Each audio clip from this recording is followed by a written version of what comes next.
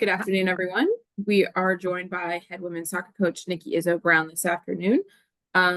Coach, if you want, let's just start off with an opening statement just to quickly recap the fun week we just had in Arizona and then look ahead to UCF this weekend. I've never been so excited to feel raindrops on my head. That's for sure. Never thought I'd go out to Arizona, but great trip out there. Proud of the way we performed in such tough heat advisories. Never thought we'd go out there when they're in 110-degree heat, but you got to give my team a ton of credit on the points we were able to pick up on the road. I could not agree more. Let's start off with Ryan Decker this morning or afternoon. Coach, I got two for you if that's okay. Sure. Take it one at a time. First one is you all have scored first in each of the last 8 now. How crucial has that been to the success that you all are having in this run? Yeah, the team set some goals early on in the season, and one of those goals was to strike first.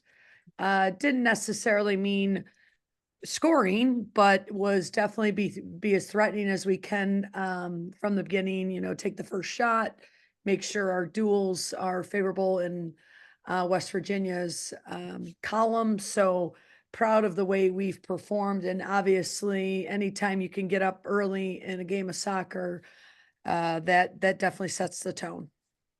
And then my second one is, you guys are 8-2-2, 4-0-1 in conference play, so undefeated through 5 games.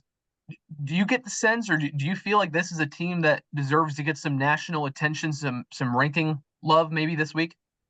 Yeah, I do. I mean, I think we've done enough thus far to put ourselves in that top 25. I 100% believe that, but at the end of the day, it's really just important for us to focus on UCF, and most important is that we're finishing, at the end of the year in that top 25, if not, number one. Kevin Redfern, you can go next. Coach, I just want to go back to Thursday night after the ASU game. If anything, the last 20, 30 minutes of that game were very high stress.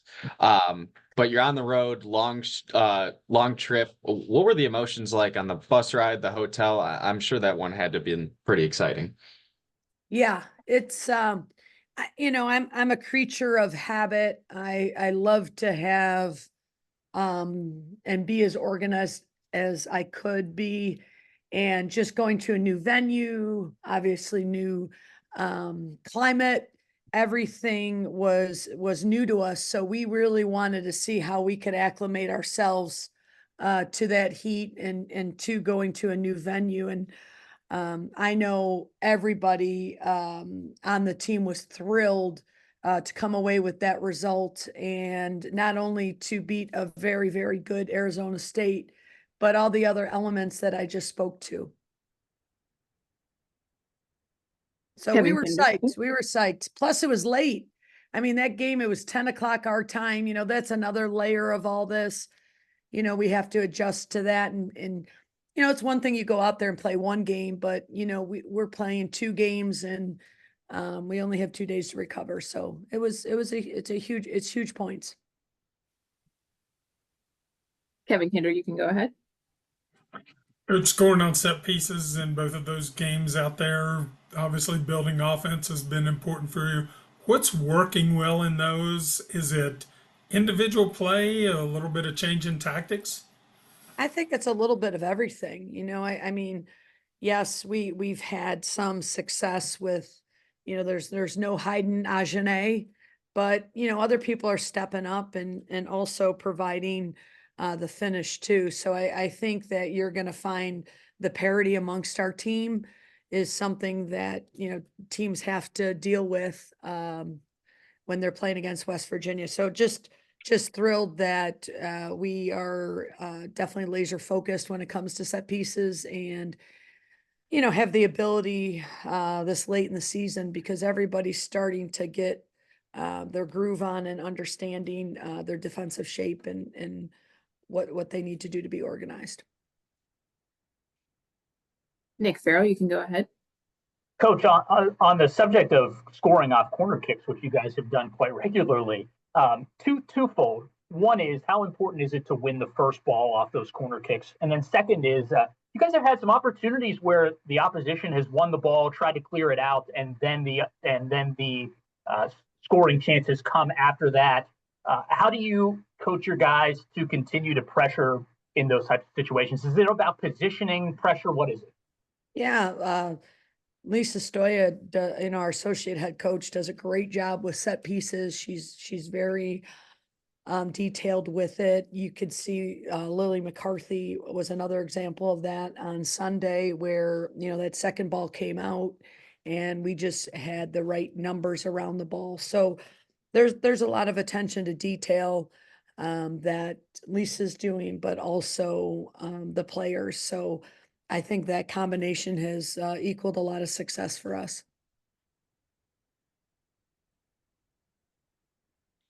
All right. Any other questions for Coach this afternoon? Kevin Kinder, you can wrap us up. Interesting to hear you say you're getting late in the season. Seems like it just started, right? But yeah, obviously heading down the stretch. Your schedule on the back half looks a little more challenging. 3 of the top 4 teams in the league, those kind of things. Do you feel like you have learned enough about your team right now to be able to put them in a position where they're competitive with those schools? Yeah, I hope so. I think, my hope, you guys know, non-conference, I'm always going out there and really trying to challenge the group. And I think we had a lot of different looks from different opponents, non-conference, where, again, now as we're approaching in the later part of our conference season, it seems like you said, some of the tougher opponents will be approaching.